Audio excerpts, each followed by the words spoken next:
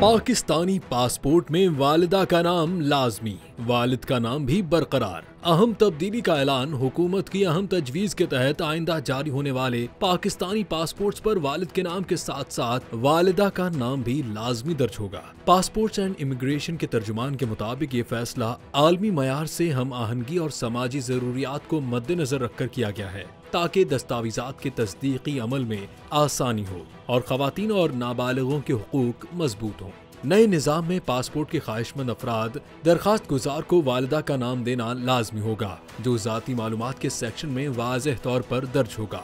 हुक्काम का कहना है कि इस इक़दाम से बैनुल-अक़वामी डेटा सिस्टम्स में पाकिस्तान का मयारी मकाम मजबूत होगा। ताहम जिन शहरियों के पास पहले से जारी पासपोर्ट हैं, उनके लिए हतमी पॉलिसी जारी नहीं हुई। फिलहाल मौजूदा पासपोर्ट्स अपनी मुद्दत खत्म होने तक कारामद रहेंगे।